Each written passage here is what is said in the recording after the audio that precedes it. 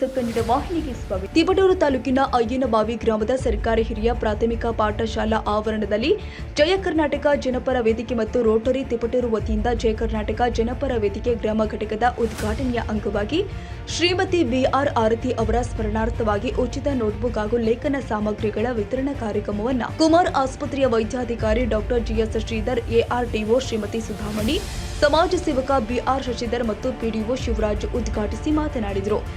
ದೇವರುಗಳನ್ನ ಪೂಜೆ ಮಾಡಿದಾಗ, ಯಾಕಂದ್ರೆ ಇವತ್ತು ನಮಗೆ ಅವ್ರು ಹೇಳ್ತಿದ್ರಲ್ಲ, ಈಗ ಕಳ್ಕೊಂಡಾಗ ಅದ್ರದ್ದು ನೋವು ಗೊತ್ತಾಗುತ್ತೆ. ನಾವು ಎಲ್ಲ ಇಟ್ಕೊಂಡು ಎಲ್ಲ ನಮ್ಮ ಸಪೋರ್ಟ್ ಸಿಸ್ಟಮ್ ಎಲ್ಲ ಇಟ್ಕೊಂಡು ನಾವು ಕರೆಕ್ಟಾಗಿ ಎಕ್ಸಾಮ್ ಬರೆದು ರ್ಯಾಂಕ್ ತಗೊಳ್ಳೋಕ್ಕೆ ಕಷ್ಟ. ಅಂಥದ್ರಲ್ಲಿ ಏನೂ ಸಹಾಯ ಇಲ್ಲದೆ ಈಗ ಸರ್ಕಾರಿ ಶಾಲೆಗಳಲ್ಲಿ ಈಗ ಹಿಂದಿನ ದಿನಗಳ ಥರ ಇಲ್ಲ. ಈಗ ಎಲ್ಲ ಸೌಲಭ್ಯಗಳು ಚೆನ್ನಾಗಿದ್ದಾವೆ. ಸರ್ಕಾರಿ ಶಾಲೆಗಳಲ್ಲಿ ಒಳ್ಳೆ ಶಿಕ್ಷಕರಿದ್ದಾರೆ.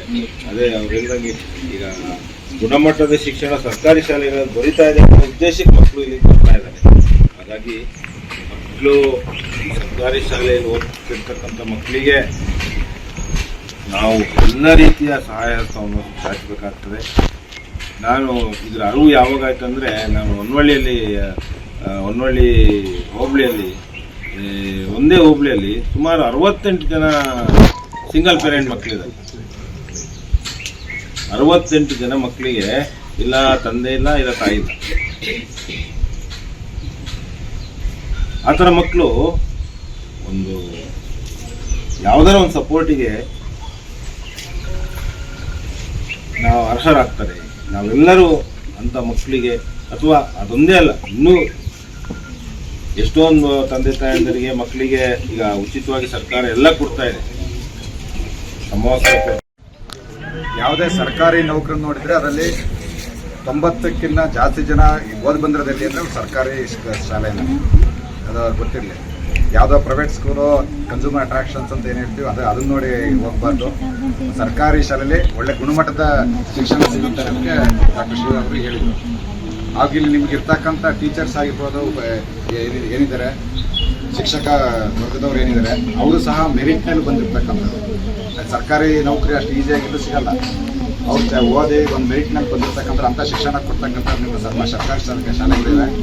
ಅಂದರೆ ಇವತ್ತಿನ ಇದರಲ್ಲೂ ಸರ್ಕಾರಿ ಶಾಲೆಗಳು ಮುಚ್ಚೋಗ ಸ್ಥಿತಿಗೆ ಬರ್ತಾರೆ. ಈಗ ಸ್ವಲ್ಪ ಗೈನ್ ಆಗಿದೆ. ಯಾವ ರೀತಿ ಆರೋಗ್ಯದಲ್ಲಿ ಯೋಗ ಅಂತ ಒಂದು ಸ್ವಲ್ಪ ನಮ್ಮದು ಏನು ಬದುಕೋ ಅಂತ ಒಂದು ಏನು ಏಜ್ ಇತ್ತು, ಸ್ವಲ್ಪ ರೈಸ್ ಆಗಿದೆ, ಗೊತ್ತಿರಬೇಕು ನಮಗೆ. ಸ್ಟ್ಯಾಟಿಸ್ಟಿಕ್ಸ್ ನೋಡಿದಾಗ ಇದು ಅರ್ಥ ಆಗ್ತದೆ. ಸೊ ಹಾಗಾಗಿ ಎಲ್ಲರೂ ಸಹ ನೀವೇನು ಇಲ್ಲಿ ಇದ್ದಿರೋ ಮಕ್ಕಳುಗಳು, ನೀವೇನೋ ಇಲ್ಲಿ ಸಾಫ್ಟ್ವೇರ್ ಇಂಜಿನಿಯರ್ ಆಗಬೇಕು, ಪ್ರೈವೇಟ್ ಸ್ಕೂಲ್ ಹೋಗಿ ಇಲ್ಲಿಂದಲೂ ಆಗ್ಬೋದು. ಸಾಕಷ್ಟು ಅವಕಾಶಗಳಿದೆ. ದೊಡ್ಡ ಮಕ್ಕಳಾಗಿ ಇನ್ನೂ ಸ್ವಲ್ಪ ಇನ್ನೂ ಜಾಸ್ತಿ ಇವೆ. KPSC ಇರ್ಬೋದು, KE ಇರ್ಬೋದು, ಸ್ಟಾಫ್ ಸೆಲೆಕ್ಷನ್ ಬೋರ್ಡು, ಅಂದರೆ ಯಾರು ದೊಡ್ಡವರಿದ್ದೀರೋ ಅವ್ರಿಗೆ ಟೀಚರ್ಸಿಗೆ ಗೊತ್ತಾಗುತ್ತೆ. ಸ್ಟಾಫ್ ಸೆಲೆಕ್ಷನ್ ಬೋರ್ಡ್ ಅಂದರೆ ಏನು ಸೆಂಟ್ರಲ್ ಗೌರ್ಮೆಂಟ್ ಇದೆ, ಅದರೊಳಗೆ ಸಾಕಷ್ಟು ಕಾಲಾಗ್ತವೆ. ಇಲ್ಲಿ ಒಂದು SDAಗೆ 500 ಪೋಸ್ಟ್ ಕಾಲಾಗಿದ್ದರೆ ಕರ್ನಾಟಕದಲ್ಲಿ ಹೆಚ್ಚು ಕಡಿಮೆ 12 ರಿಂದ 15 ಲಕ್ಷ ಜನ ಅಪ್ಲಿಕೇಶನ್ ಆಗ್ತದೆ. 500 ಜನಕ್ಕೆ ಅದರ ಸೆಲೆಕ್ಟ್ ಆಗೋದು ಭಾರಿ ಕಡಿಮೆ. ಅದೇ ಒಂದು 10,000 vacancy central government SSC staff selection commission ಅಂತ ಒಳಗಿನ ಕಾಲ ಇದೆ. ನಮ್ಮ ಕರ್ನಾಟಕದ ಹಾಕರ್ 10,000 ಜನ ಇರುತ್ತೆ.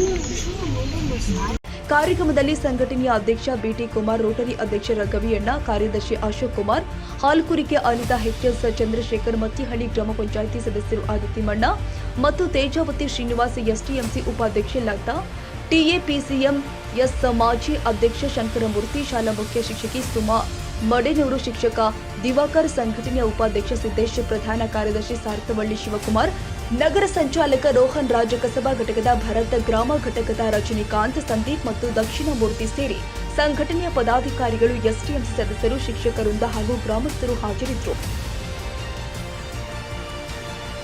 ತಾಜಾ ಸುದ್ದಿಗಾಗಿ MTV ನ್ಯೂಸ್ 24/7ಗೆ ಸಬ್ಸ್ಕ್ರೈಬ್ ಮಾಡಿ ಮತ್ತು ಬೆಲ್ ಐಕಾನ್ ಅನ್ನು ಒತ್ತಿ. ತಪ್ಪದೇ ಲಿಂಕ್ ಶೇರ್ ಮಾಡಿ.